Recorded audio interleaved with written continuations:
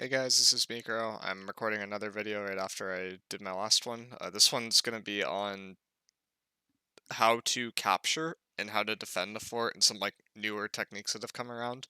I made a guide like this a while ago, but it was 3 months ago and a lot has changed since then. Uh, but the base mechanics for defending the fort, if you're looking from a repair part standpoint, is you'll get 300 repair parts from each siege station. There are two on each side of the fort every single 10 minutes. On top of that, these armory stations will regen every 5 minutes, I believe, and these siege stations will regen every 5 minutes. So it's solid to break those, but it's super insane all the time.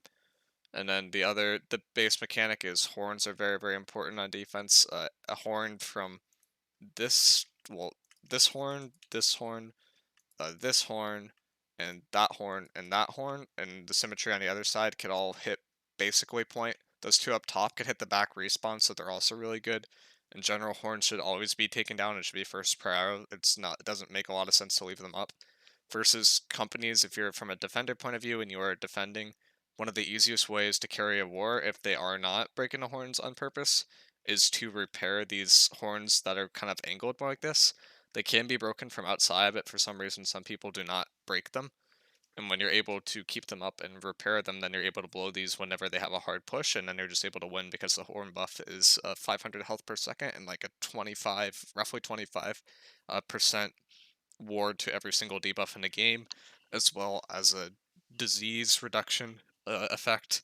So it's basically the best buff in the game is a horn, which is why they've been meta for so long, and that's why they've also been proud to destroy right away.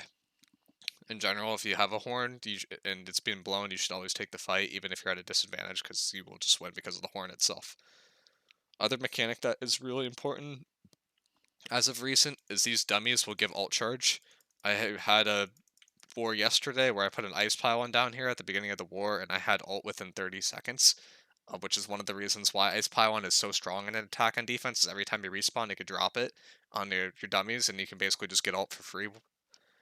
And so that's like one other mechanic that's really important. And then the other base mechanic that has changed a lot is like the way that repairs are done from a defender perspective.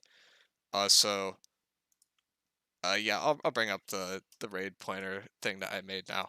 So this is like how forts fights were like usually done before, where you had like one flex group, you kind of stacked gates somewhat symmetrically, and then you had some people at the back gates. As of recent, this is how people have been attacking for it, where they tend to overload one side, and then they'll shift over to a different side and overload that, or they'll do some rotation. The reason why people have been doing that is because if you don't have a numbers advantage, it's hard to break through. And if you just abandon like one of these side gates, it doesn't really matter if this side gate gets repaired. It doesn't really matter if this back gate gets repaired, although it's more annoying if the back gate gets repaired than the side gate.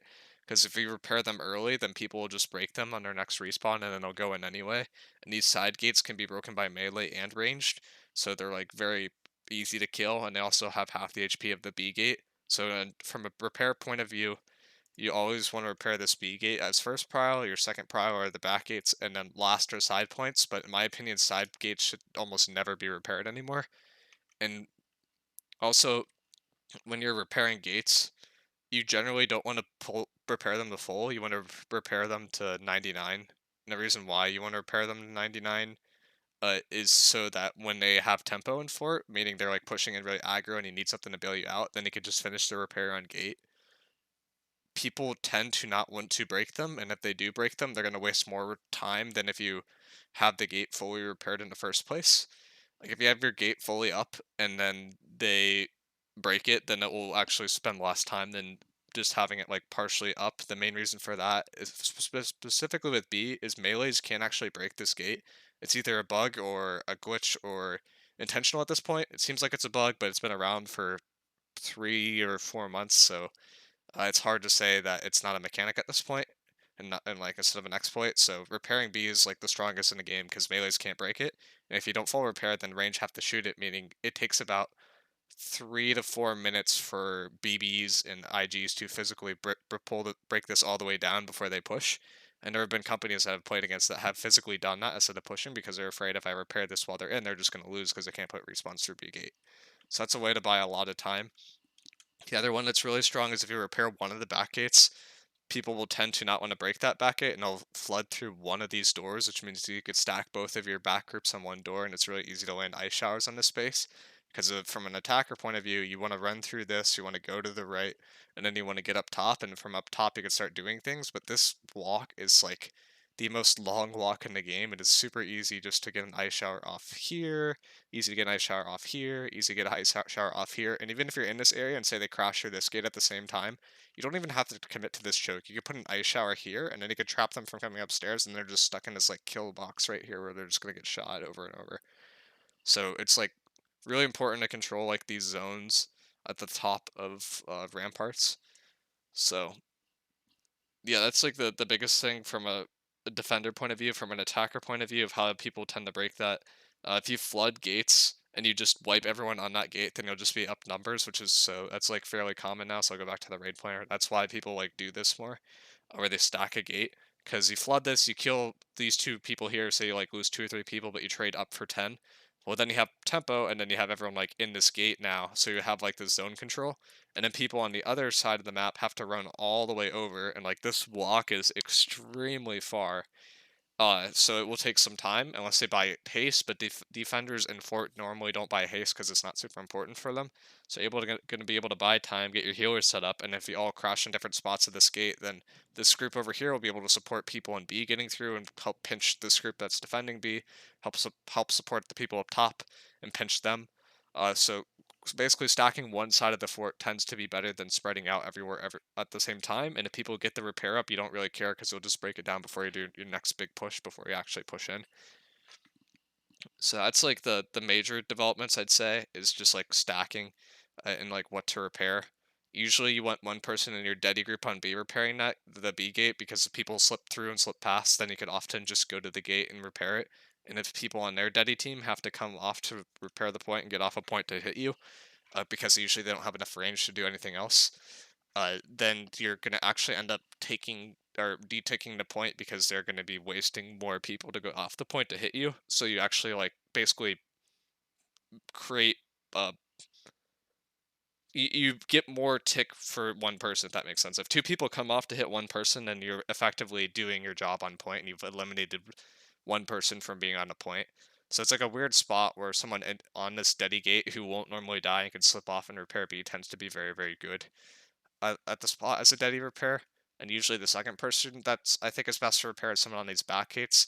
Because if people are contesting the back gates and you get one of these up and you're able to congregate on the other side, it's really good. And then your repair people don't have to run all the way over the fort. They could just kind of stay at their gate and get their job done.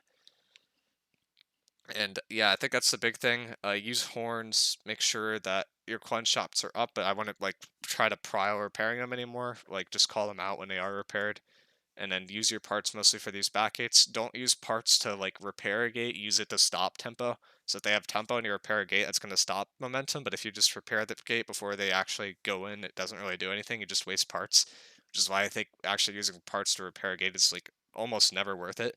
The only exception to that is like if you say you have like a 30v20 going on B and they're trying to break the gate, but your army's out there and they're hitting people on the gate, then I think that's a good spot to repair, because it's buying your army time to kill people. And if you don't do that and they get through, they could just steamroll into fort and like do something worse. So that's like one exception to that rule, but generally it's not worth it to repair gates anymore. It's almost never worth it to repair side gates, because those are the ones that are quickest to go down, and they could be hit by melee, they could be hit by range, so it doesn't really make a lot of sense. And then leaving those gates at 99% tends to be more difficult for people to deal with than it is to full repair them. So that's it on this guide for like how to attack the fort and repair. Just try to stack sides, get up top, try to group up top, and then do a big coordinated push. When you get up top, uh, people will be able to get through the gates easier because they're going to be contesting up top and down below, so they're going to be more split. Just try to congregate in one side point or one area of the point, and then kind of move together as a ball. And that's the biggest advice I can give. Make sure your healers are supported, because if they're not, you will just die. And that is it. I'll see you guys in the next video.